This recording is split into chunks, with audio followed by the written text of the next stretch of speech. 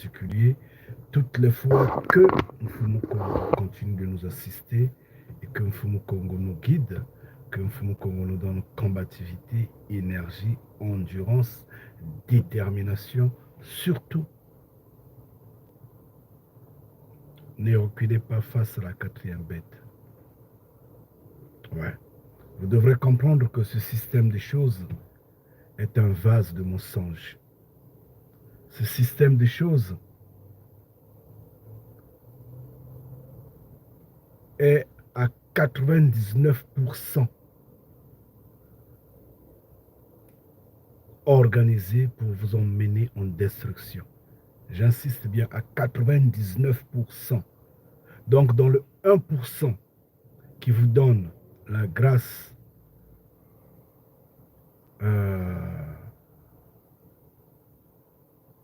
d'échapper à ce système de choses-là, alors à ce moment-là, fermeté oblige, combativité oblige. C'est pourquoi l'on dit, le royaume des cieux appartient aux violents. Il faut faire violence à son corps. Il faut savoir se priver dans ce système de choses pour taper à l'éternité. Contrairement, c'est pas possible. Parce que ce système de choses a tellement de griffes, a tellement de dents, que vous ne pourrez pas vous échapper. Et dans tout ça, tout le monde est rentré dans le piège du mensonge, notamment soutenu par la religion. Excusez-moi. La religion dans l'ensemble. Or, qui parle de la religion, parle des peuples endoctrinés, des peuples sans connaissance, parce que la religion est l'opium du peuple. Hier, nous étions ensemble, nous avions discuté autour d'Isaïe 18. Nous avions lu Isaïe 18, le chapitre, le livre d'Isaïe 18. Ce livre-là n'a pas été édité par nous, enfants de Mfumu Kongo. C'est un livre qui a été édité par les hommes des nations. Les hommes des nations ont édité la Bible et le chapitre d'Isaïe 18 y est dans la Bible. Mais tout en notant que ces hommes des nations-là ont eu les tablettes originelles qui les ont permis d'opérer cette falsification-là. Ces tablettes-là appartiennent aux Noirs, appartiennent à la terre africaine. Ils ont pillé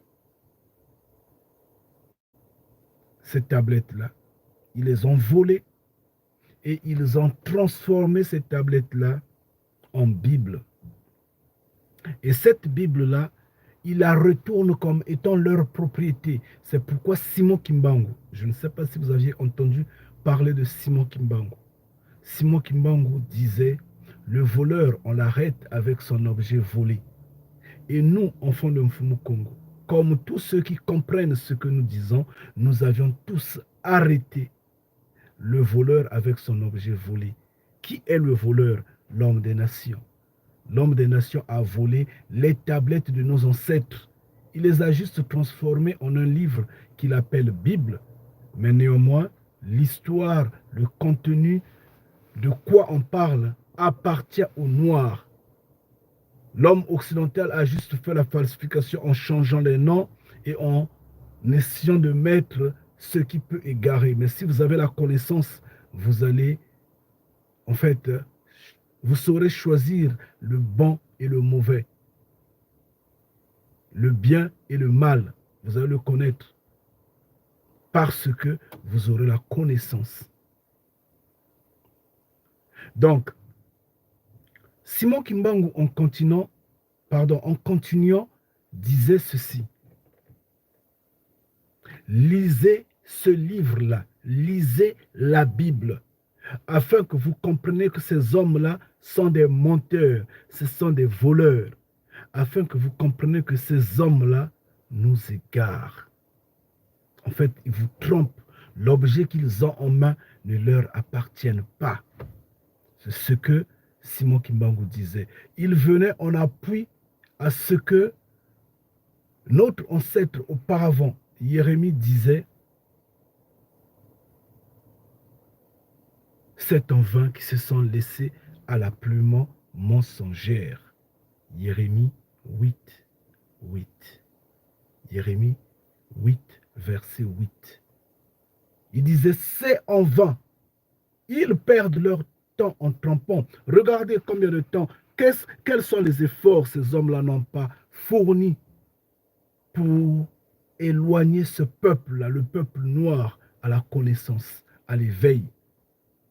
Ils ont fourni beaucoup d'efforts.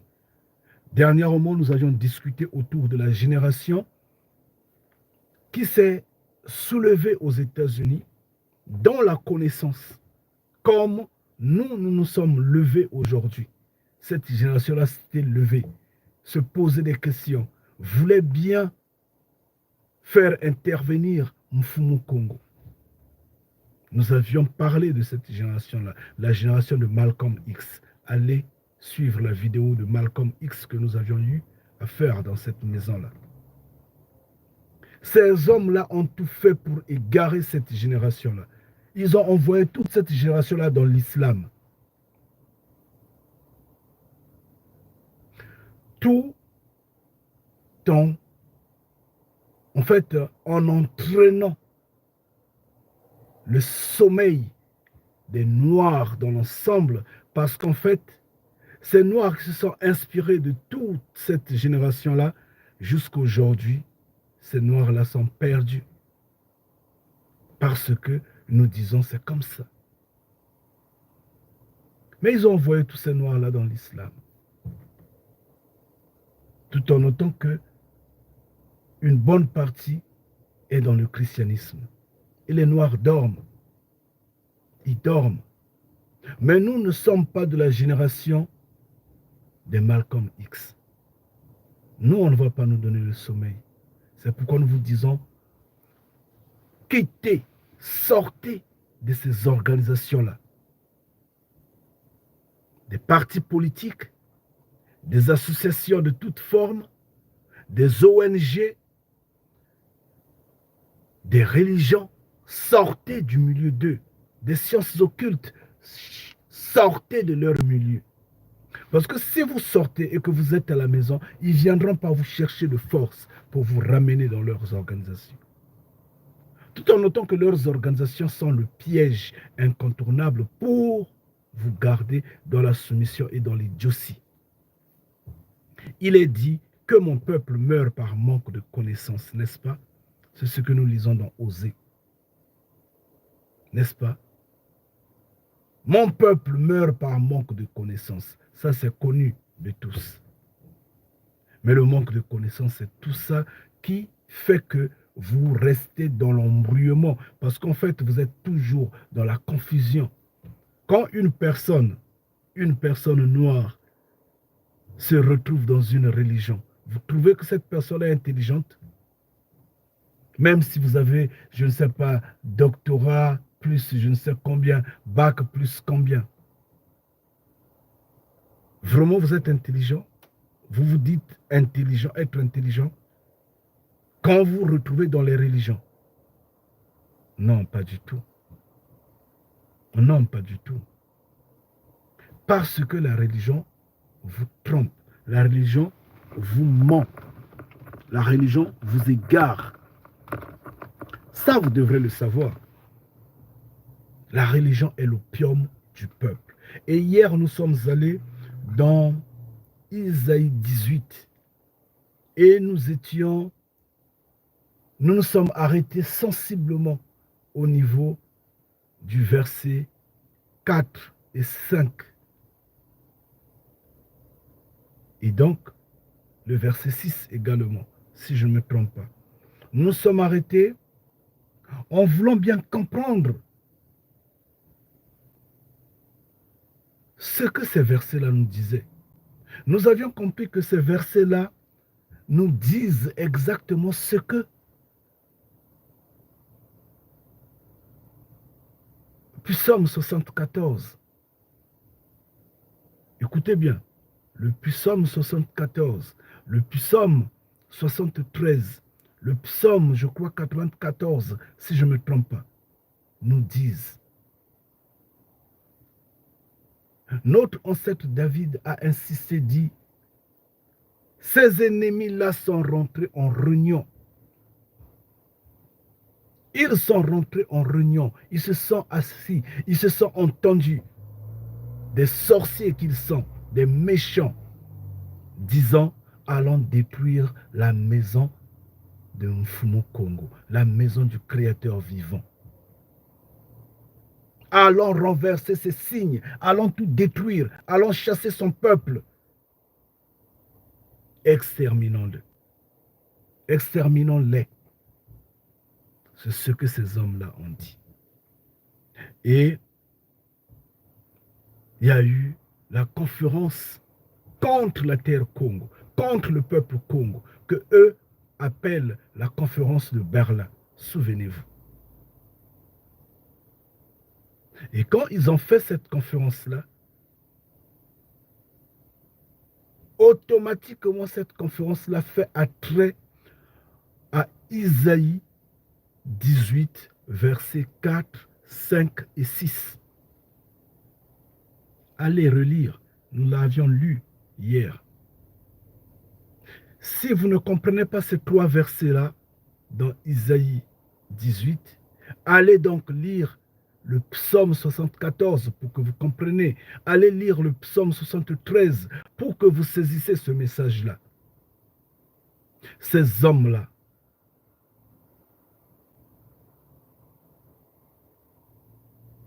se sont levés comme étant nos ennemis. Et si vous restez tranquille, vous observez, vous allez vous en rendre compte que, en vérité, nous n'avons pas d'amis sur cette terre-là. Nous n'avons pas d'amis sur cette terre-là. Mais et pourtant, c'est rien du tout. C'est rien du tout. 50 milliards d'humains peuvent vivre sur cette terre-là. J'insiste, je dis 50 milliards, même 100 milliards d'humains peuvent vivre sur cette terre-là avec tout ce que la terre possède. Ils vont manger et ils seront bien, tranquilles. Ils vont se déplacer, ils vont vivre une vie paisible. Si ces vermines-là ne nuisent pas à la vie, à l'existence.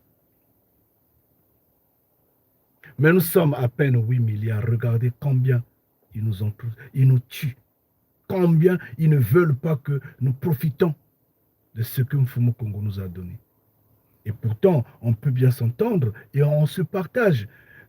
Qu'est-ce que notre ancêtre Paul dit, je crois, dans 1 Corinthiens, je ne sais combien, je m'en souviens tellement plus.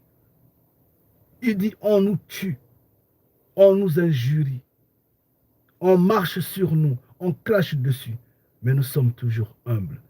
Nous leur parlons toujours amicalement, fraternellement. N'est-ce pas ce que nous sommes?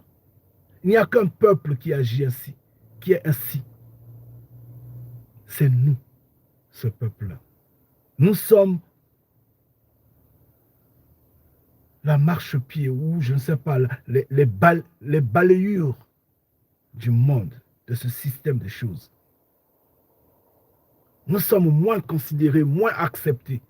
Mais malgré tout, nous ne sommes pas révoltés. Nous nous contenons.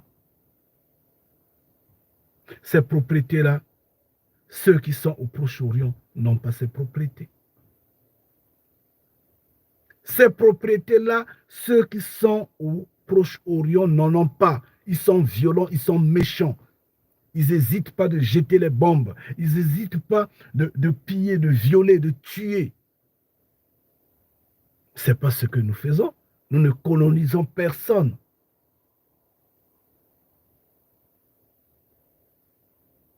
nous n'envahissons aucun territoire étranger.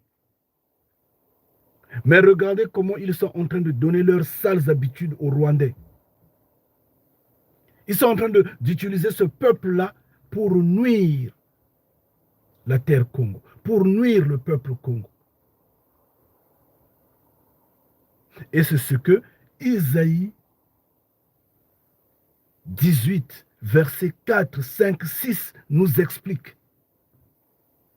Que ces oiseaux des montagnes-là, ces oiseaux de mauvais augure, qui ne sont autres que les pays africains tout autour de la terre Congo, ou peut-être faisant partie de la terre Congo, mais par le fait que des étrangers occupent ces terres-là, ils se lèvent contre les Congos, auxquels Mfumu Congo avait donné la garde de cette terre-là. C'est ce que nous sommes en train de voir. Maintenant, si vous voulez bien le comprendre, allez lire Psaume 74. Entre-temps, nous allons évoluer, nous irons dans Deutéronome 28 aujourd'hui, chers frères et sœurs. Et nous vous prions de rappeler ceux qui étaient là hier, rappelez-les. Rappelez ces hommes en robe et en cravate. Ces pasteurs, ces imams, ces prêtres, ces monseigneurs, je ne sais pas comment est-ce qu'on les appelle, les cardinaux et autres, rappelez-les. Appelez les hommes politiques noirs là, appelez-les. Appelez les hommes politiques blancs, appelez-les. Appelez les hommes des nations. Dites-leur de venir entendre, de venir nous répondre. Nous allons leur poser des questions. Nous allons soulever des questions. Eux-mêmes, ils vont se poser des questions. Qu'ils répondent aux questions qu'ils vont se poser, se poser eux-mêmes. Mais surtout qu'ils répondent aux questions que nous allons leur poser. Parce que c'est important. Nous voulons bien connaître. Nous voulons bien connaître pourquoi Hollywood, nous insistons, Hollywood, avec ces films diaboliques, nous présente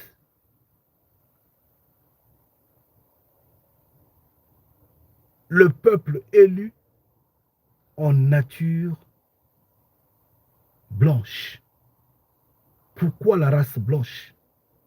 Nous, on veut bien savoir ça. On veut connaître Hollywood qui distribue des droits d'auteur à gauche et à droite dans des nations, alors que ces droits d'auteur-là devraient normalement être dans les mains des Noirs, notamment de la terre africaine. Parce que le peuple élu est noir.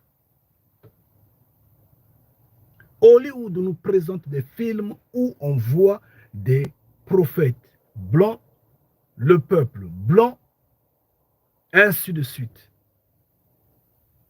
Que les hommes des nations nous répondent. Pourquoi? Pourquoi cette falsification-là? Pourquoi ils ne tiennent pas à l'originalité de ce peuple-là? Ce sont des questions que nous avons, que nous allons leur poser, que ces hommes en robe et en cravate, ces imams, ces pasteurs, ces prêtres, ces hommes des nations-là nous répondent. Nous leur disons ceci. Qu'ils ne disent pas que ce n'est qu'un noir qui parle. Il parle mal la langue française. Il ne singe pas, il ne nous imite pas. Donc on ne peut pas comprendre, on ne peut pas entendre ce qu'il dit. Ce serait de l'orgueil pour rien.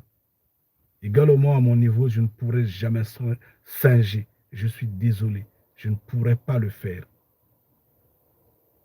Mais ils seront contraints d'entendre ce que je dis.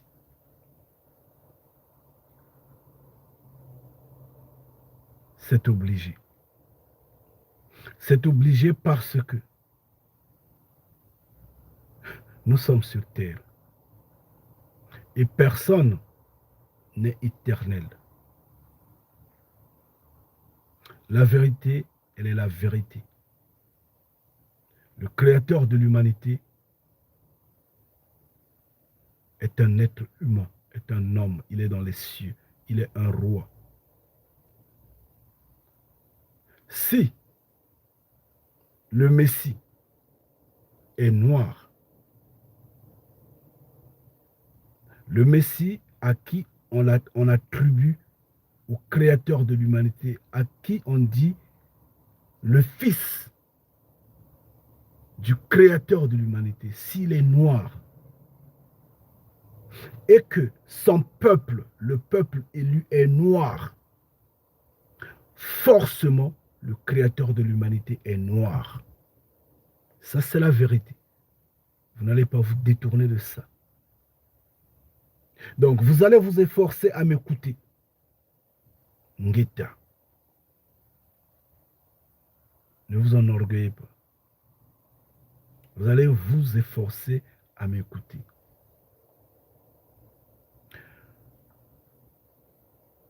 Nous avons des questions à vous poser.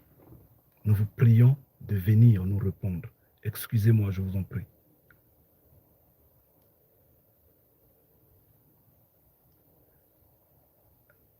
Ces lèvres-là me... Waouh. Excusez-moi, hein, je vous en prie. Nous avons des questions à vous poser.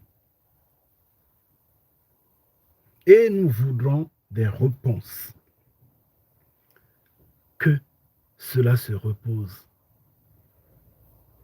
dans votre conscience. Mais changez. Changez parce que tout ce que vous développez vous mène seulement à la destruction, non à la vie. La vie, ce n'est pas aller manger au restaurant. Ce n'est pas aller au cinéma. Ce n'est pas aller dans des salles de gym, dans des loisirs, ou je ne sais, gauche, droite, juste dans l'amusement. Ça, ce n'est pas la vie. Ça, en fait, on vous met de la poudre aux yeux. On vous endort. On vous titille de l'argent. Juste pour vous persuader de regarder ailleurs afin de ne pas comprendre. Et malheureusement, le peuple meurt par manque de connaissances et vous êtes égarés à ce moment-là. C'est vrai, nous avons tous besoin d'argent. Mais pas dans une forme de compétition. Pas en voulant, en voulant vous, pas dans le sens de vous torturer, de vouloir, gagner et gagner sans pour autant prendre conscience de qui est le Créateur vivant, de pourquoi est-ce que vous existez, qui vous a créé et pourquoi il vous a créé. Je suis en train juste de tournoyer sur les mêmes questions. J'ai juste posé 2 questions avec en balbutiant en fait. Qui est le Créateur vivant et pourquoi il vous a créé? Pourquoi vous existez? Sauf que l'argent vous éloigne du Créateur vivant. Sauf que ce système de choses vous éloigne du Créateur vivant parce que ce système de choses vous a trompé avec Dieu. Dieu qui n'existe pas. Esprit. Le Créateur de l'humanité n'est pas esprit. Nous avions parlé de ça hier. Regardez le numéro 1 de cette vidéo-là. Vous allez comprendre que le Créateur de l'humanité est physique, est un homme. Vous pouvez le toucher, vous pouvez le voir à l'œil nu. Ce n'est pas un microbe, il n'est pas invisible, ce n'est pas un virus. Comment on vous trompe qu'il est esprit. Mensonge. Cependant,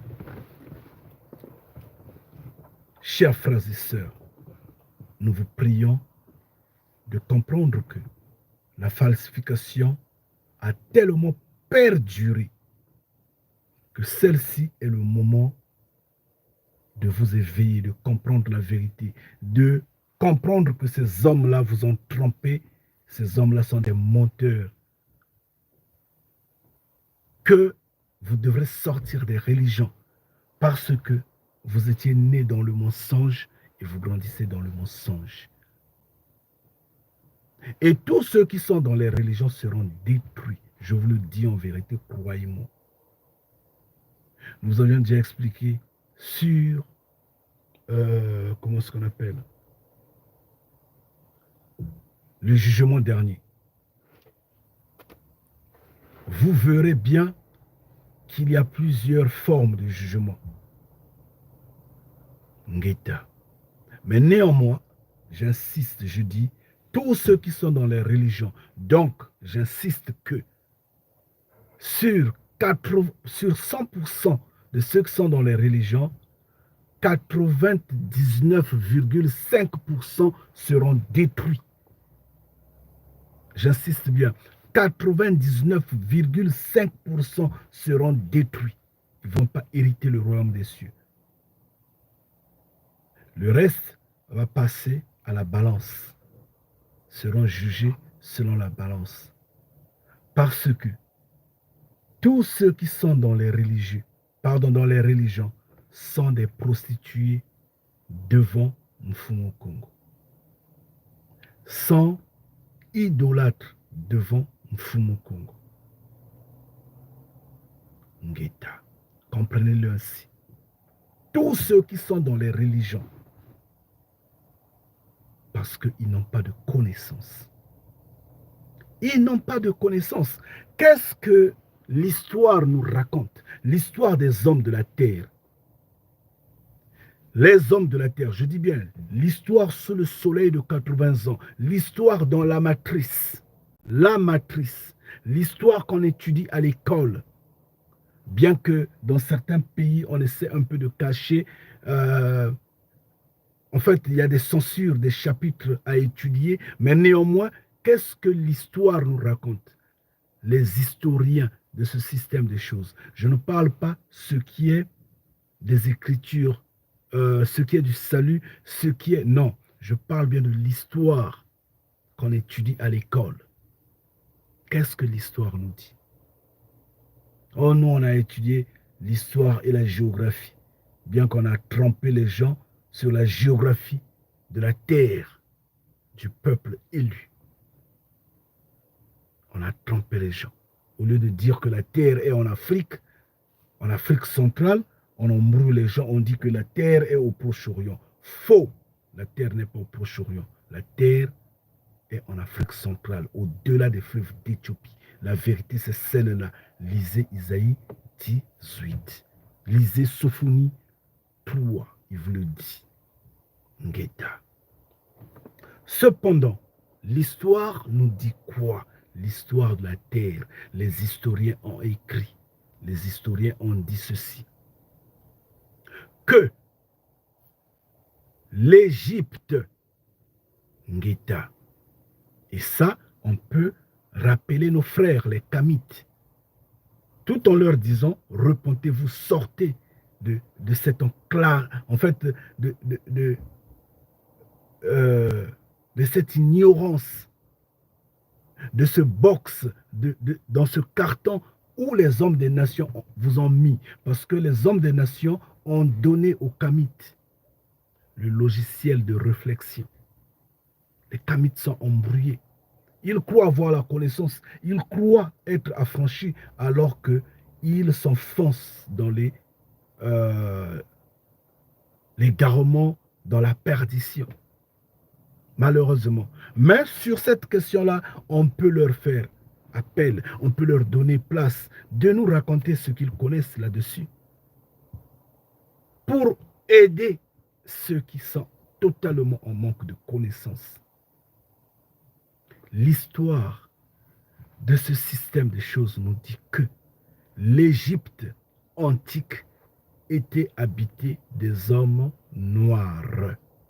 L'Égypte était noire. Et donc, ça s'entend que l'Égyptien était noir, l'Égyptien est noir, l'Égyptien sera noir.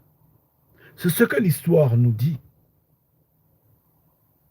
L'histoire que vous connaissez insiste que les Blancs que nous voyons, notamment ces Arabes que nous voyons dans la zone nord de l'Afrique, ces Arabes qui occupent, ces Blancs qui occupent la terre d'Égypte, sont venus au 7e siècle de cette terre-là. Ils sont venus avec l'islam dans leur mallette. Ils sont venus avec l'épée, avec l'arme. Ils ont tué, ils ont génocidé, ils ont esclavagisé, ils ont violé, ils ont détruit, ils ont sodomisé, ils ont brûlé les Noirs. Et ils font de cette terre-là leur propriété. C'est ce que l'histoire nous dit. Si ils sont venus dans cette région-là, sur cette terre-là, au 7e siècle de cette terre-là, cela entend que tous les Égyptiens dont on parle avant le 7e siècle sont noirs, ils ne sont pas blancs. Ça, c'est facile à comprendre. Soyons intelligents. Dites à vos hommes en robe et en cravate de vous parler là-dessus, de vous expliquer ces faits. Ils sont venus au 7e siècle de cette terre-là. Au 7e siècle, donc avant le 7e siècle de cette terre-là, l'apôtre Paul était déjà passé. Il est passé au 1er siècle, en l'an 0. Donc entre l'an 0 et l'an 99 et l'an 100, l'apôtre Paul est passé. Là, nous sommes au 1er siècle. Si ils sont venus, les Arabes là, les Blancs là, qui sont en Égypte, sont venus au 7e siècle de cette terre-là, cela sous-entend que Moïse était passé avant eux. Ça sous-entend que Moïse était noir. C'est ce que ça sous-entend. Moïse était passé avant le 7e siècle. Si ces Arabes-là, ces Blancs-là qui sont en Égypte aujourd'hui-là, ces usurpateurs-là, sont venus au 7e siècle de cette ère-là, de notre ère, cela sous-entend que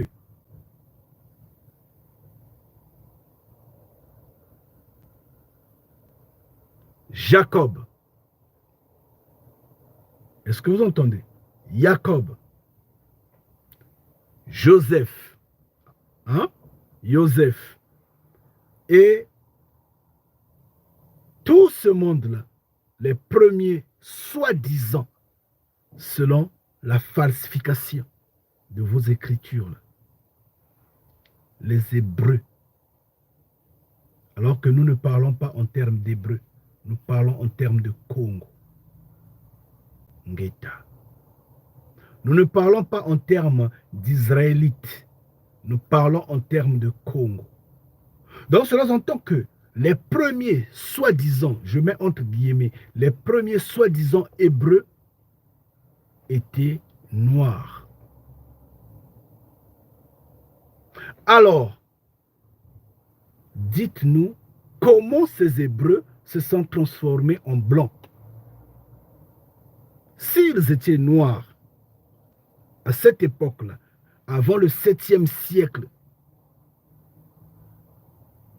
les Hébreux étaient noirs. Comment ils sont devenus blancs? Comment?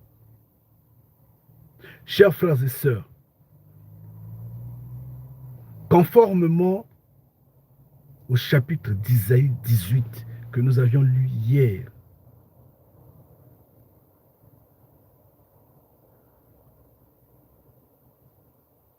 il n'y a pas des Blancs qui vivent au-delà des fleuves d'Éthiopie. Il n'y a pas de Blancs qui vivent en Afrique centrale. En Afrique centrale, toutes les terres sont les terres des Noirs. Cela entend que le peuple élu est à 100% noir. Ngeta. Est-ce que cela dérange les hommes des nations de l'entendre? Et est-ce que cela dérange les hommes en robe et en cravate, ces pasteurs, ces imams, ces prêtres, de l'entendre, de l'apprendre? Est-ce que cela leur dérange? Des hommes colonisés sans matière de réflexion. Ça ne leur dérange pas quand on dit que le peuple élu est blanc. Ça ne leur dérange pas. Ça ne leur dérange pas quand on dit que le peuple élu a pour terre le Proche-Orient. Ça ne leur dérange pas. Mais quand on dit que le peuple élu est noir, le peuple élu a pour terre l'au-delà des fleuves d'Éthiopie et donc l'Afrique centrale et donc la terre Congo, ça dérange tout le monde. Pourquoi ça vous dérange? Pourquoi cette vérité-là vous dérange?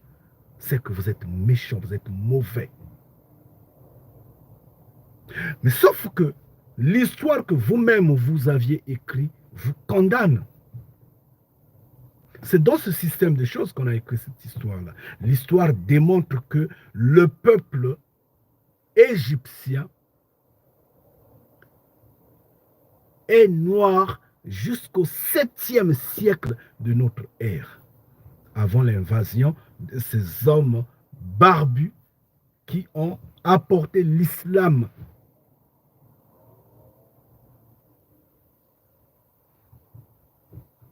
Dans les sacs, avec épée et armes, en renversant le sang.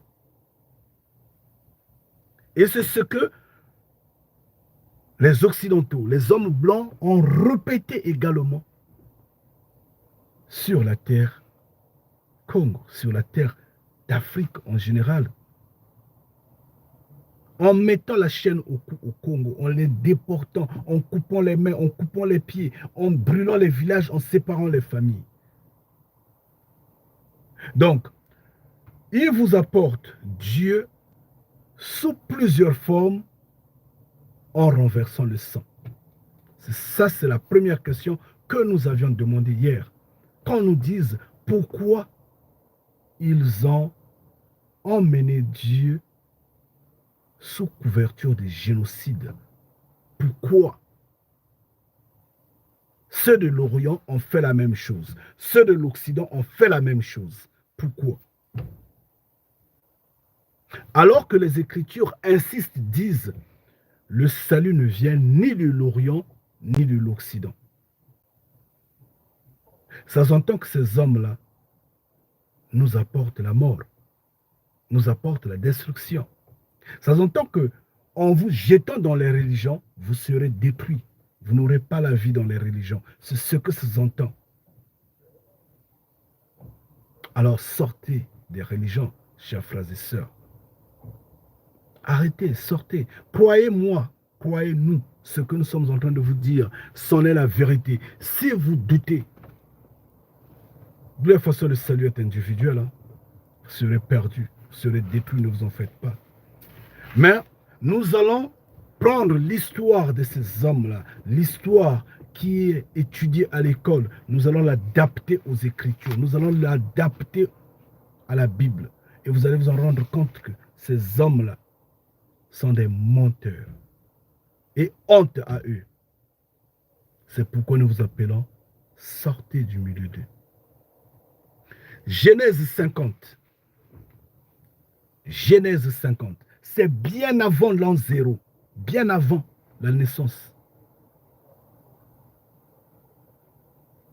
du Messie. Genèse 50. Là, nous ne sommes même pas au temps de Moïse. Moïse n'est pas encore né. On ne peut même pas imaginer qu'il va naître.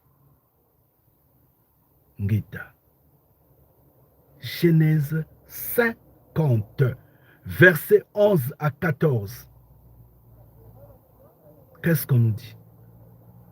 C'est pourquoi nous disons que les Kamites devraient sortir de ce logiciel que ces hommes des nations-là leur ont donné pour leur égarer. Parce que moi, par exemple, étant enfant de Mfumu Congo, je ne peux pas perdre du temps dans les débats que les Kamites mènent, dans le combat que nos frères noirs là mènent en voulant démontrer aux hommes des nations que l'Égypte était noire, que les pharaons étaient noirs, que eux, ceci, cela. Mais ça se prouve, ça ne se discute pas, ça s'accepte, ça s'impose, parce que c'est la vérité, elle est la vérité. Elle va s'imposer elle-même. Ces hommes-là nous ont trompés depuis que nous étions sortis du sein maternel. Mais est-ce qu'aujourd'hui, ils ne sont pas dans la confusion? Est-ce qu'il faut aller épouser la théorie des Kamites pour qu'ils comprennent que ce sont des usurpateurs, ce sont des menteurs. Ils ont perdu du temps en entraînant les gens avec leurs plumes mensongères. Est-ce qu'il me faut, excusez-moi, est-ce qu'il me faut vraiment épouser ces égrégores-là, ces morts-là, ces statuettes-là qu'on nous présente là pour mener ce combat-là? Non, pas du tout. Tout est dans la Bible, tout est clair. Mais vous allez voir le logiciel des Kamites, comment elle remet la Bible en question en disant Abraham n'a pas existé, Moïse n'a pas existé, qui n'a pas existé, le roi David n'a pas existé. Ils mettent tout ça, ils brisent tout ça. Peut-être qu'ils ont raison, parce qu'ils ont un faux logiciel. On les a trompés. Si vous menez des fouilles pour retrouver ce qui est d'Abraham, de Moïse, du roi David, je ne sais de qui, de Jérémie et autres, si vous menez les fouilles au niveau du Proche-Orient, vous allez trouver quoi? Vous n'allez rien trouver puisqu'ils n'ont pas existé là-bas. Ils ont existé en Afrique. Alors, menez les fouilles en Afrique sur la terre Congo. Menez les fouilles en Afrique entre la terre Congo, l'Afrique du Sud et l'Égypte. Vous allez trouver les solutions, vous allez trouver les résultats. Les hommes des nations le savent.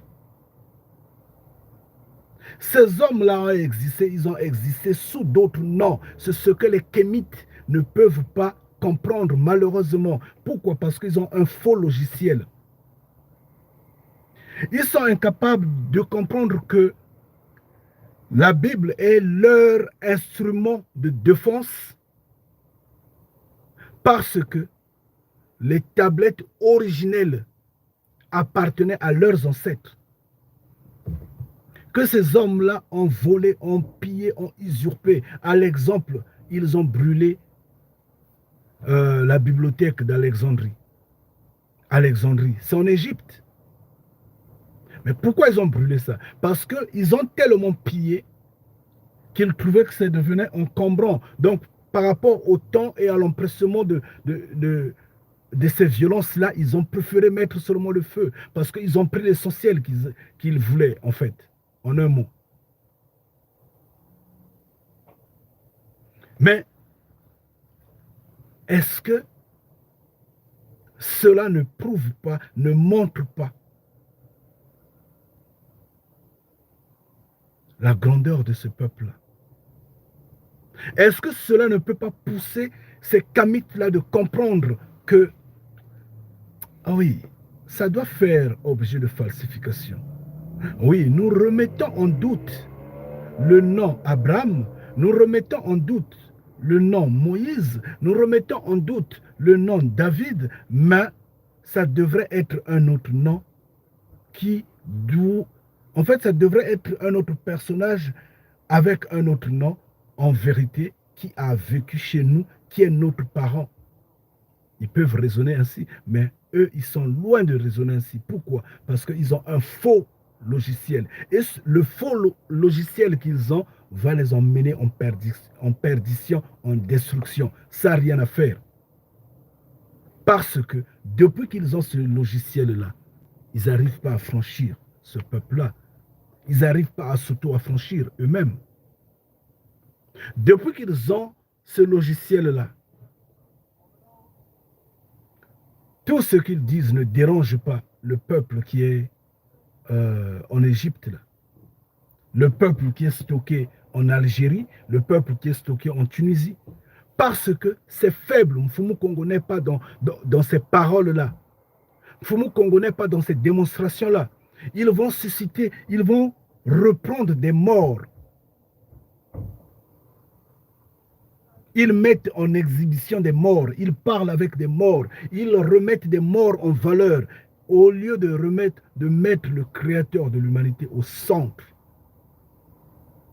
de tout ce débat-là.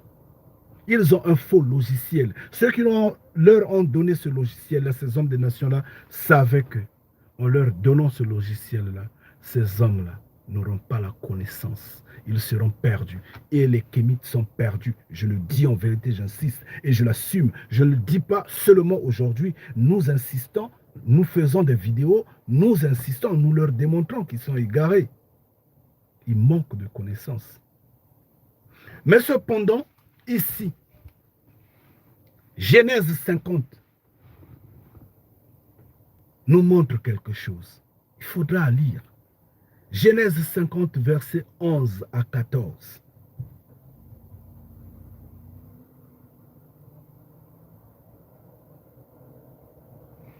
Les Cananéens, les habitants qui étaient sur la terre de Cana, Kukana, Kukana tuelitata, Mongo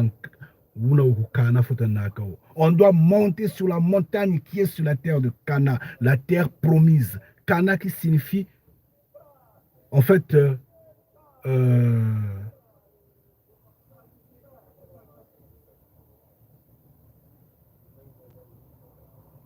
vouloir de quelque chose à tout prix. Qui sous-entend promis, ce qui est promis, la promesse. Cana. La terre de Cana, la terre promise, qui n'est autre que la terre Congo. Cana faisait, en fait, est une partie de terre qui est dans la terre Congo.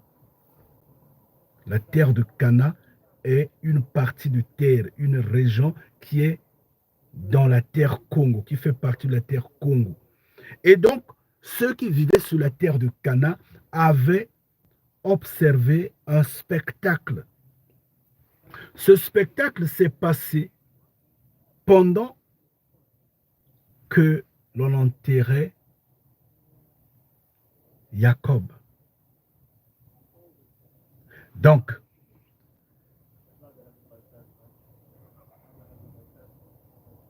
le peuple, soi-disant hébreu, soi-disant israélite, en fait, était parti enterrer Jacob. Je ne sais pas si vous comprenez. Ils sont partis enterrer Jacob sur la terre de Cana. Ça s'entend quoi? Ils ne sont pas partis au Proche-Orient. Ils ne sont pas partis au Proche-Orient pour l'enterrer. Ils sont rentrés au cœur de l'Afrique. Ils sont partis au cœur du Midi. Ils sont partis vers l'Afrique du Sud pour atteindre la terre de Cana. Et quand ils sont arrivés là-bas, ils ont organisé l'enterrement, les funérailles. Ils ont organisé cet enterrement-là et les hommes de Cana regardaient. Alors, les hommes de Cana vont dire quoi? Ils vont dire ceci. Ces funérailles-là, cet enterrement-là, est le plus grand. Ces funérailles-là sont les plus grandes. C'est inoubliable. Parmi les Égyptiens, ils ont dit parmi les Égyptiens, pour les Égyptiens. Vraiment, ces Égyptiens-là sont en train de faire des funérailles graves, quoi. Cet enterrement-là, on n'a jamais vu. On n'a jamais assisté à quelque chose de pareil.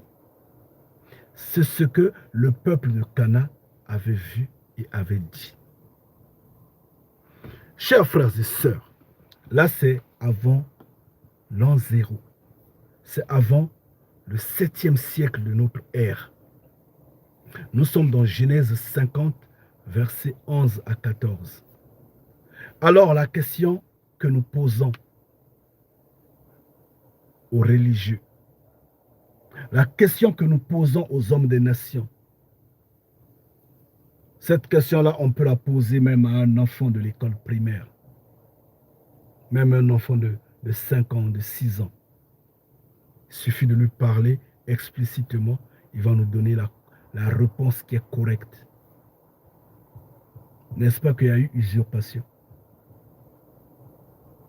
Si les Égyptiens étaient noirs et qu'on a confondu les Égyptiens, pardon, on a confondu le soi-disant peuple hébreu, le soi-disant peuple israélite aux Égyptiens. Donc, qui étaient les Israélites, soi-disant? Qui étaient les Hébreux, soi-disant? Étaient-ils noirs ou étaient-ils blancs? Si les Égyptiens étaient noirs et qu'on confonde les Israélites aux Égyptiens, alors de quelle nature étaient les Israélites? La réponse est simple. Les Israélites étaient noirs. Simple. Parce qu'on ne peut pas confondre un blanc à un noir. C'est une impossibilité. C'est comme un aveugle qui confond la nuit et le jour. Mais quand il sera menacé par le sommeil, continuellement, il se rendra compte que c'est la nuit. Donc vous pouvez fermer les yeux, même si vous êtes aveugle, vous confondez le noir et le blanc, touchez ses cheveux, touchez sa peau, vous sentirez la différence. Il ne faut pas embrouiller les gens, nous sommes sur terre. Alors, pourquoi cette plume mensongère continue de garer ce peuple-là? Pourquoi vous, Noirs, vous vous abandonnez dans ces religions qui sont venues des nations? Pourquoi vous, les hommes des nations, vous insistez que les Noirs vous suivent dans vos religions? Pourquoi? Pourquoi vous voulez faire ça? Mettez fin à votre falsification. Dites la vérité aux gens. C'est simple. Le moment est venu de l'accepter. Acceptez cette vérité-là. Vous aviez trompé, vous aviez égaré. Maintenant, dites que le peuple est noir. C'est la vérité, elle est comme ça. Dites aux gens que vous aviez trompé. Dites aux gens que vous aviez trompé. Dites à l'humanité tout entière que vous aviez trompé.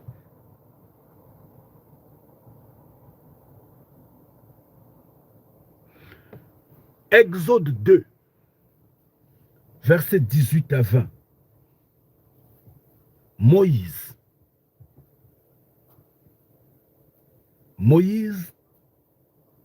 se rend en Éthiopie. Moïse se rend en Éthiopie et finalement, qu'est-ce qui va se passer en Éthiopie? Ce sont des Noirs. Ngeta. Mais la morphologie physique est un peu différente de l'Éthiopien à celui de Ngipicien, en fait de l'Égyptien. La morphologie physique est un peu différente. Moïse se rend en Éthiopie et il y a eu intercalation quelque part, je ne sais pas qu'est-ce qui s'est passé. Il a sauvé un groupe de femmes. Et ces femmes-là, ces enfants-là rapportent à leur père qu'un Égyptien nous a sauvé la vie. Un Égyptien nous a aidés. Un Égyptien, excusez-moi. Un Égyptien nous a aidés, nous a sauvé la vie. Un Égyptien. Donc, on a confondu Moïse à un Égyptien. Là, c'est bien avant l'an 0. C'est bien avant le 7e siècle de cette ère-là. Cela entend quoi? On peut reposer la même question aux petits-enfants. Je ne sais pas, on peut également vous poser la question, chers religieux. La même question, nous la reposons aux hommes des nations.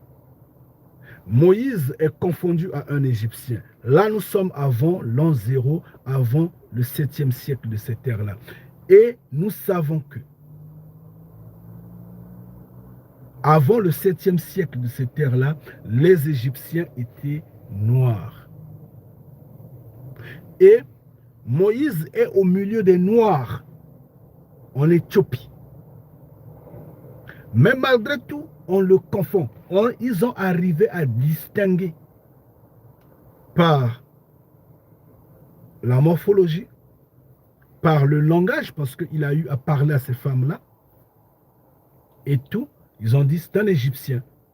On a confondu Moïse à un Égyptien. Or, entre guillemets, Moïse est soi-disant hébreu, soi-disant israélite. Alors donc, de quelle race, de quelle couleur, de quelle morphologie physique était Moïse? Étant donné que l'Égyptien était noir. La réponse est simple. Ça s'entend que Moïse était noir. Simple. Vous allez balbutier, vous allez embrouiller des gens. Alors pourquoi Hollywood nous présente des acteurs masqués, en fait sous mascarade de Moïse, des blancs? Pourquoi Hollywood nous présente des Moïse blancs? Pourquoi Hollywood nous embrouille avec le peuple blanc dans ces films? Même quand il nous présente la partie où Moïse est parti, est allé en Éthiopie, le peuple qu'on présente là, les Éthiopiens qu'on présente là, on les met en blanc. Et tout ça, les Noirs regardent, les Noirs dorment. Les Noirs croient. Le moment de la vérité est arrivé. Réveillez-vous. Et cette vérité-là va vous affranchir. C'est pourquoi Moana Congo disait, le Messie disait, vous allez connaître la vérité et la vérité vous affranchira. Quand vous allez connaître la vérité, quand cette vérité-là va vous affranchir, notez-le que le combat est avant tout spirituel. Parce que là, c'est l'affranchissement spirituel que nous sommes en train de vous donner. Une fois que vous recevez ceci, ça va déclasser, ça va en fait casser, ça va ébranler tout ce qui reste, physique et autre. Et à ce moment-là, vous pouvez comprendre maintenant ce que Simon Kimbangu vous disait, que vous aurez la deuxième indépendance et la vraie qui est spirituelle. Prenez-la, elle est gratuite. Nous vous la donnons gratuitement. Restez puissamment bénis. Donc, pour en terminer, nous allons, avec ces deux exemples-là, nous allons continuer. Le troisième, nous allons dans Actes, 21 au verset 38. Là, nous avions, comme nous avons, l'apôtre Paul qui a été confondu à un Égyptien. L'apôtre Paul confondu à un Égyptien, Là, nous sommes au 1er siècle, bien avant le 7e siècle de cette ère-là. Mais si Paul est confondu à un Égyptien, cela entend que Paul, qui est soi-disant hébreu, soi-disant israélite, était noir, parce que l'Égyptien était noir. Ngeta, connais-toi toi-même. C'est une vidéo que nous avons. Allez regarder cette vidéo-là. Connais-toi toi-même. Ngeta. Ces hommes-là ont dit eux-mêmes, l'Afrique est le berceau de l'humanité. Mais si l'Afrique est le berceau de l'humanité, cela entend que le jardin d'Éden est en Afrique. Pourquoi vous ne réfléchissez pas? Vous croyez que ces hommes des nations-là le disent ou l'ont dit en vain? Vous croyez qu'ils ne savent pas ce qu'ils ont dit? Ils savent ce qu'ils ont dit. Que le berceau de l'humanité est en Afrique. Cela entend que le jardin d'Éden est en Afrique. Mais quand on vous le dit, vous balbutiez, vous boitiez là. Pourquoi? Parce que vous êtes endoctrinés par des religions. Et les religions sont venues des nations. L'Orient et l'Occident. Et les Écritures vous insistent, vous avertissent en insistant que le salut ne vient ni de l'Orient ni de l'Occident. Mais vous persistez en ce que l'Occident et l'Orient vous donnent. Qui êtes-vous? Quel peuple êtes-vous? Vous ne réalisez pas que vous ne vous aimez pas vous-même, non? Vous êtes pour la destruction. Alors que le Messie insiste dans Révélation 2, verset 9, le Messie dit ceci.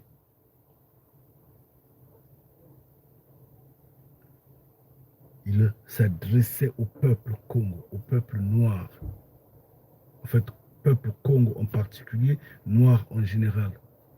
Il disait, vous qui êtes pauvres là, vous qui êtes pauvres, dont l'humanité croit que vous êtes pauvres, parce que c'est l'humanité qui le croit, parce que l'humanité vous a mis dans cet état-là, parce qu'il vous pille, il vous vole, il vous exploite. Ce verset-là, Révélation 2, verset 9, on peut en prendre et en mettre dans Isaïe 18, pour que vous compreniez bien Isaïe 18. Vous pouvez mettre ce verset biblique-là à l'intérieur.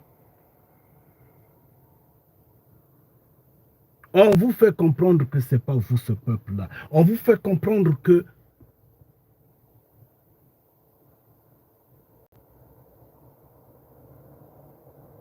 le peuple est ailleurs. N'est-ce pas ce que ces hommes-là font? Ils vous disent que le peuple est blanc. Ils vous disent que le peuple a pour terre quelque part au Proche-Orient. Moana Congo dit, ces hommes-là ne sont pas le peuple élu. Ces hommes-là sont des usurpateurs, sont des menteurs. C'est pourquoi ils vous font manger le porc afin que vous vous oubliez, afin que vous perdez. C'est pourquoi ils vous donnent de l'alcool. Pour que, en buvant de l'alcool chaque fois, que vous ne vous connaissez pas, que vous vous perdez, que vous vous oubliez. C'est pourquoi ils vous vaccinent. Pour que vous vous transformez, vous vous oubliez, vous vous perdez. C'est pourquoi ils jettent des maladies au sein de vous. Pour que vous vous oubliez. Moana Congo dit, eux qui disent qu'ils sont du Créateur vivant, ils sont le peuple élu, ce sont des menteurs, ils ne sont pas le peuple élu. Mais au contraire, c'est vous qu'on appelle pauvres. N'est-ce pas que c'est vous, noirs, qu'on appelle pauvres? Et pourtant, vous engorgez toutes les richesses Et moi, en Congo, insisté. Et pourtant, vous êtes riches. Allez lire ce verset biblique-là, c'est intéressant. Donc, je crois bien que nous sommes allés loin. Nous sommes à plus d'une heure maintenant. Force à chacun en particulier. Nous allons nous arrêter dans quelques instants pour continuer ça. Nous allons prendre le même titre. Nous allons marquer 3 dans prochainement. Hein, en fait, prochainement. Même pour symboliser le Deutéronome 28 que nous avions choisi de lire aujourd'hui, nous allons prendre au moins un verset biblique du Deutéronome 28 pour marquer le Deutéronome 28, parce que quand nous allons continuer dans le volume 3, nous irons directement dans Deutéronome 28. Aujourd'hui, il était question qu'on passe par connais-toi toi-même. Vous devrez vous connaître, chers frères et sœurs. Dites aux hommes des nations qu'ils vous ont trompé, qu'ils vous ont égaré. Dites aux religieux, en fait, vos guides religieux, les hommes en robe et en cravate, les hommes en soutane et en costume, ces imams, pasteurs, prêtres, je ne sais pas qui est qui, comment on les appelle, tous ceux qui s'habillent comme les ombrieurs là, qui vous égarent là, tous ceux qui ont étudié la théologie, tous ceux qui parlent de Dieu qui n'existe pas là, cet esprit-là, tous ceux qui parlent, je ne sais pas de quoi, du salut, selon la 4e bête, dites-leur que c'est vous ce peuple-là qui vous embrouille pas. Le peuple n'est pas blanc, il n'est pas au-delà des, il n'est pas au Proche-Orient, excusez-moi. Le peuple est noir, il est au-delà des fleuves d'Éthiopie. La terre, elle est la terre Congo, Afrique centrale, Ngeta. Dites-le leur. Dites que vous connaissez la vérité, qu'on ne vous trompe plus. Qu'ils lisent Isaïe 18 et qu'ils en expliquent. Qu'ils vous expliquent Isaïe 18. Qu'ils lisent Deutéronome 28, qu'ils vous en expliquent. Qu'ils ne vous embrouillent plus. Qu'ils arrêtent. Dites-leur que Dieu n'existe pas. Dites-le leur. Elle est la vérité. Ce n'est pas un blasphème. Ce n'est pas un péché de le dire. Elle est la vérité, elle est comme ça. Dieu n'existe pas. Jésus-Christ, c'est de l'usurpation. Le Messie n'a jamais été blanc parce que le peuple n'est pas blanc. Ce n'est pas possible. Donc, vraiment, force à vous. Force à vous. Nous allons nous arrêter un moment. Mais avant que nous arrêtons, nous allons lire au moins un verset du Deutéronome 28. Nous allons l'expliquer. Et nous allons revenir sur Deutéronome 28 pour mettre la lumière sur ce que nous sommes en train de dire, tout en peut-être relisant ce verset-là quand nous allons lire les autres versets. Mais cependant, j'insiste bien, connais-toi toi-même. Tu dois te connaître. Qui es-tu? Dis à l'homme religieux, à ce guide religieux-là, celui qui t'embrouille, celui qui prend tes dîmes, tes quêtes et autres, celui qui te donne cette corvée d'aller en pèlerinage, d'aller en veille de prière, en jeûne, en neuvaine, d'aller, je ne sais pas, faire des sacrifices ça et là. Dites-le lui, dis-le lui qu'il est un menteur. Il est un menteur. Ngeta. Dis-lui que tous ceux qui prient en public est hypocrite. Ces embrouilleurs-là qui s'asseyent devant la caméra, font la prière, ce sont des hypocrites. Ils sont tous des menteurs. Le créateur de l'humanité, on le lit, pardon, on le loue, j'allais dire, excusez-moi, ça s'entend que je deviens fatigué, Ngeta. Le créateur de l'humanité, on le loue, on le prie, on le glorifie dans le secret. Il est dit, ferme la porte de derrière toi. Reste dans ta chambre, reste dans ta maison. Tu le loues. Lui qui te voit dans les cieux, qui te voit dans le secret, il te donne en secret. Il te donne ça parce que tu en as demandé et en vérité. Vous ne pouvez pas être en costume et louer le créateur de l'humanité. Il ne faut pas embrouiller les gens. Il ne faut pas embrouiller les gens. Quand vous allez vous mettre à genoux ou bien couché ou assis en étant en costume, votre première pensée, c'est de comment protéger le tissu que vous avez mis sur votre corps. Le tissu que vous avez mis sur votre corps ne pourra pas vous donner la possibilité de vous enrouler par terre, d'écarter peut-être les pieds, je ne sais pas comment, mais néanmoins, il y a un mur entre vous et les pratiques que vous faites. Vous ne pouvez pas louer le créateur de l'humanité ayant des cheveux de mauvais goût, ayant des mascaras, des tirés, des rouges lèvres. Vous n'allez pas le louer en vérité. Oui, vous allez parler, mais c'est en vain. S'il revient que, par exemple, que vous pleurez, vous n'allez pas le faire. Parce que vous allez vous dire, mais les larmes qui vont couler vont lever vos fonds de teint. On ne loue pas le créateur de l'humanité en public. C'est des hypocrites qui le font, des menteurs, des embrouilleurs. Dites-le leur. Dites-leur que vous vous connaissez maintenant. Oui. Comme je dis, allez regarder cette vidéo-là sur notre page. Connais-toi toi-même.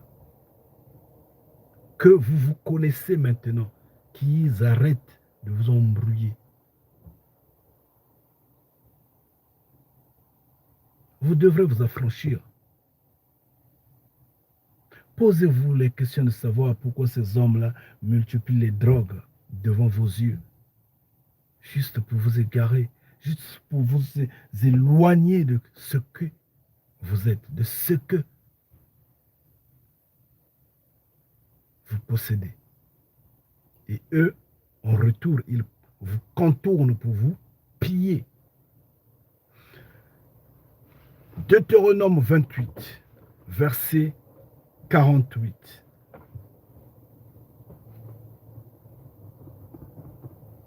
Ngeta.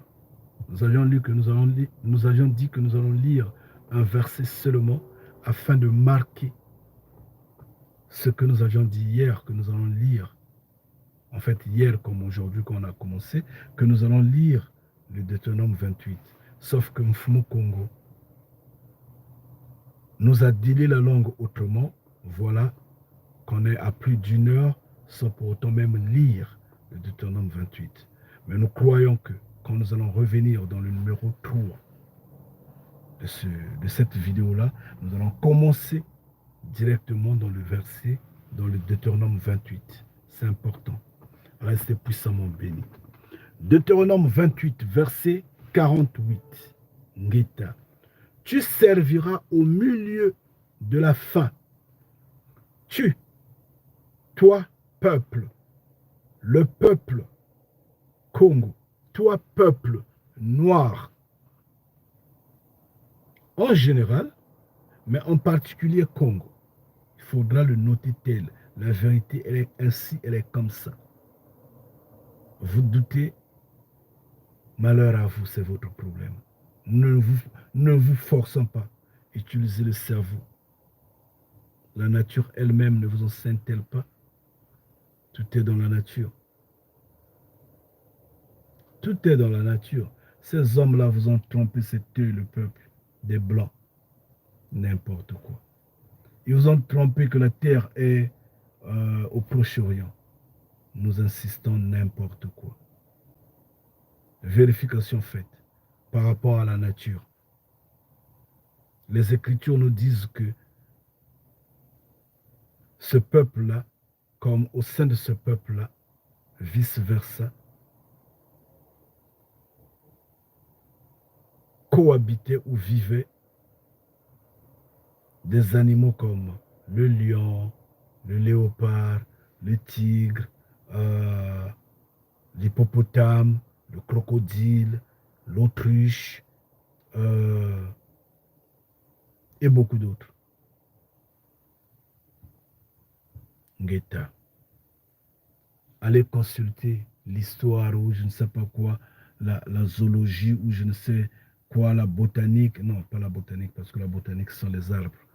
Allez consulter les Écritures, allez consulter. Fouillez dans les moteurs de recherche si ces animaux-là ont vécu au Proche-Orient. Ngeta, des menteurs. Ils trompent comme ils respirent et vous acceptez tout ce mensonge-là. C'est pourquoi nous disons sortez des religions. La nature elle-même ne vous enseigne-t-elle pas? Quand vous regardez la nature vous dit que ces animaux-là ne vivent qu'en Afrique. Ngeta. Ces animaux-là sont originellement d'Afrique, vivent en Afrique.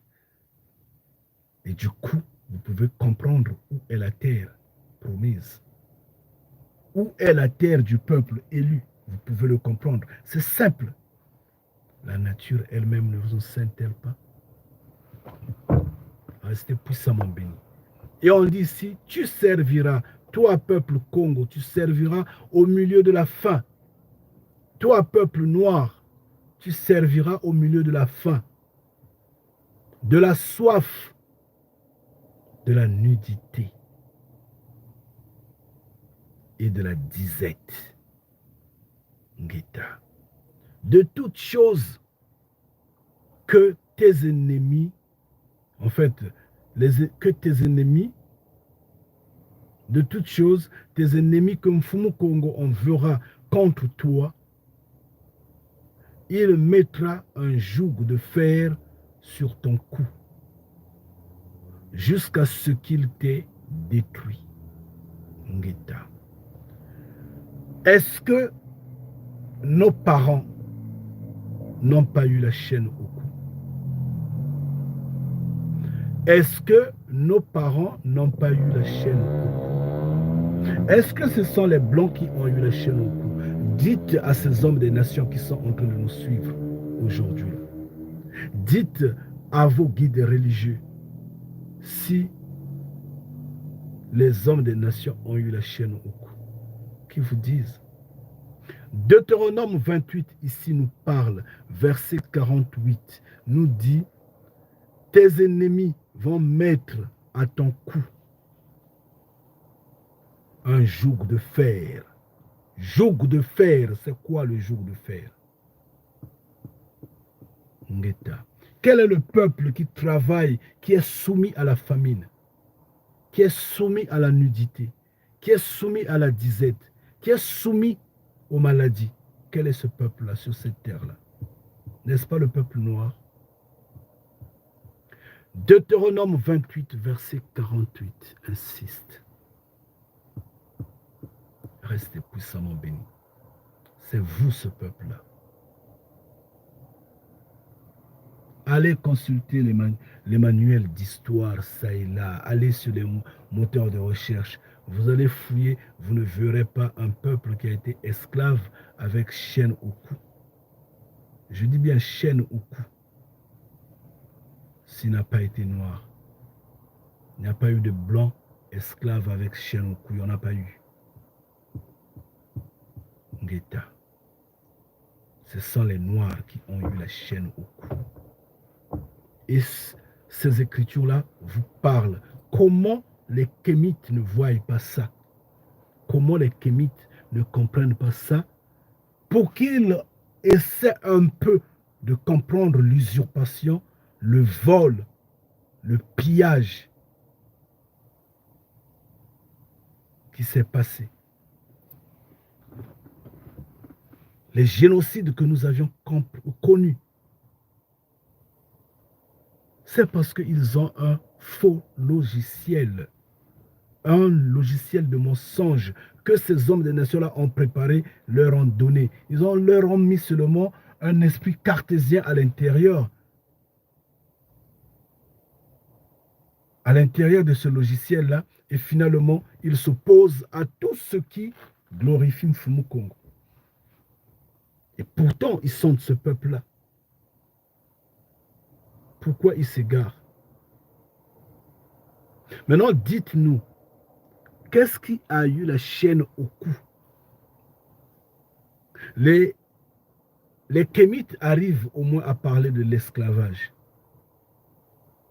Mais comment ne peuvent-ils pas comprendre que le Deutéronome 28 parle de l'esclavage?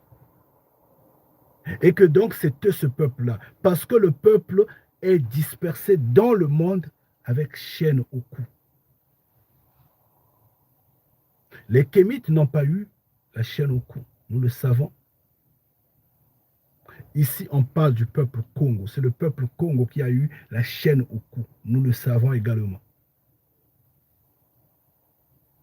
L'esclavage que les Kémites ont connu n'a pas nécessité la chaîne au cou.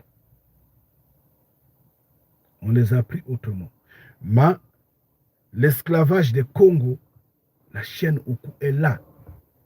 Il n'y a pas eu de blanc. Alors, donc, ici, on est en train de parler de ce peuple élu-là. Le peuple qui a été affranchi en Égypte, qui a été emmené dans le désert. Moïse, ici, est en train de parler à ce peuple. Nous sommes dans Deutéronome 28, verset 48. Est-ce que, ici, le peuple en portant la chaîne au cou était noir, et après la chaîne, le peuple est devenu blanc? C'est ça ce qu'on veut nous dire ici? C'est n'importe quoi.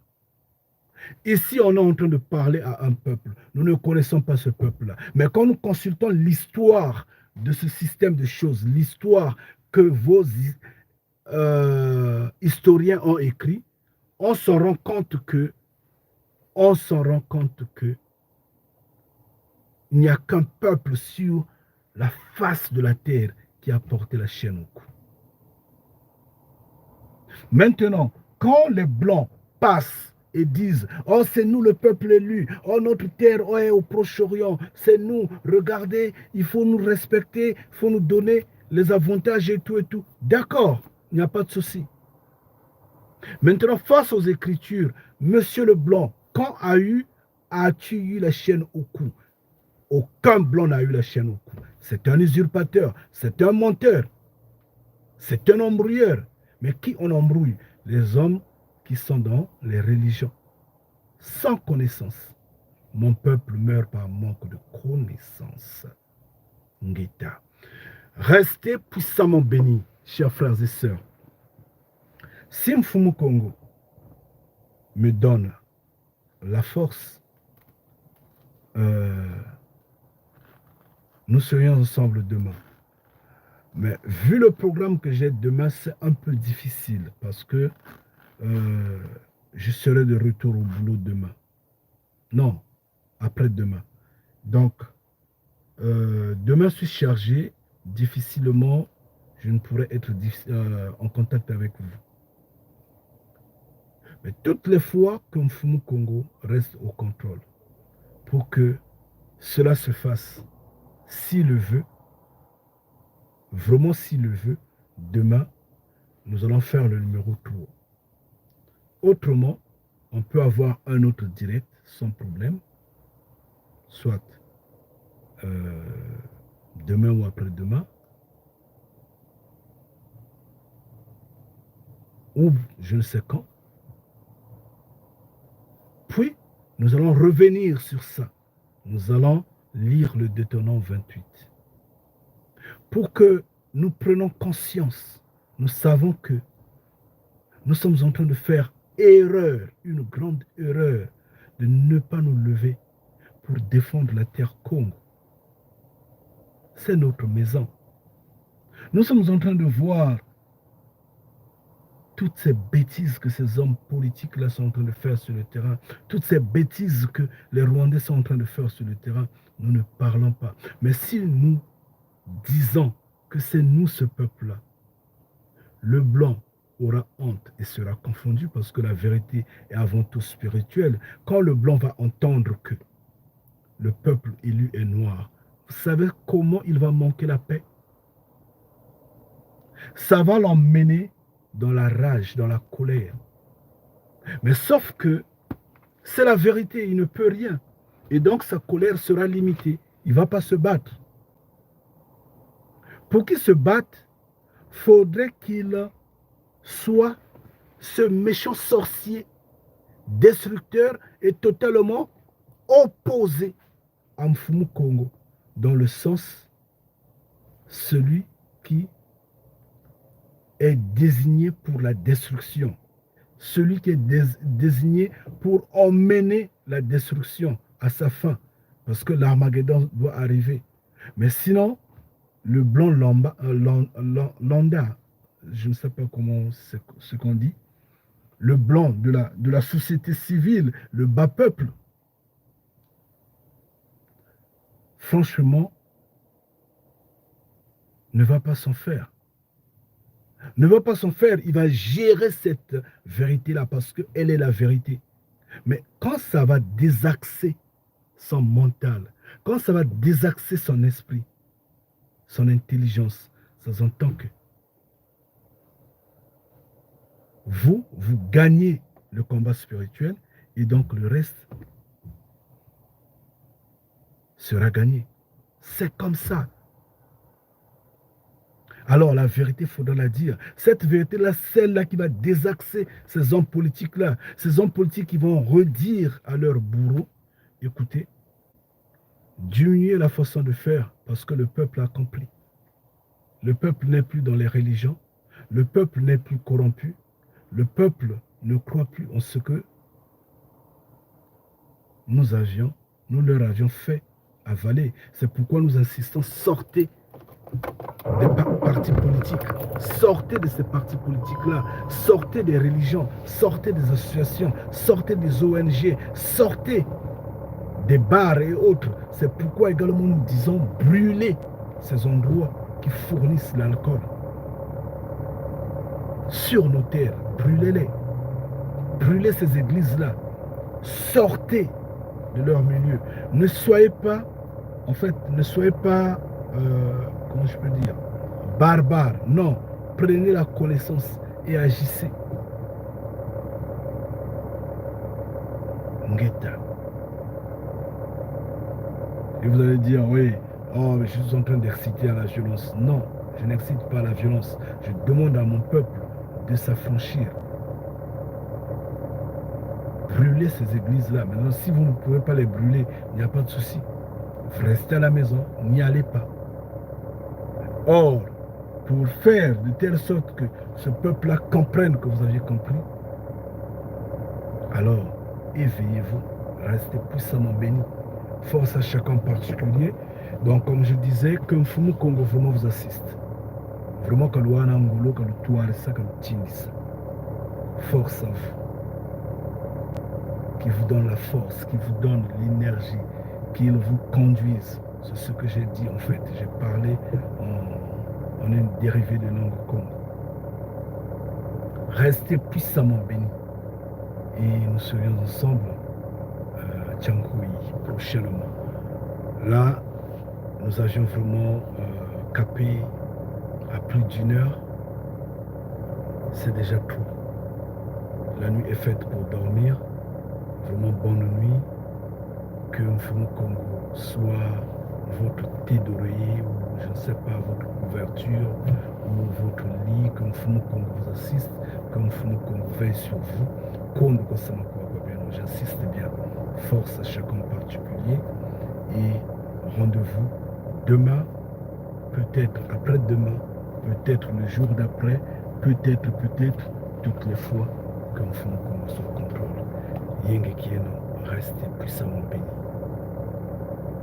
Ne nous sommes pas posé beaucoup de questions, mais posez-vous des questions. Faites-vous des bons synthétiseurs. Franchement, posez-vous des questions, vous aurez des réponses. Celles que vous ne pourrez pas avoir, en fait, celles pour lesquelles vous ne pourrez pas avoir des réponses, mettez-nous ça sur la page, nous allons vous répondre. Restez puissamment bénis.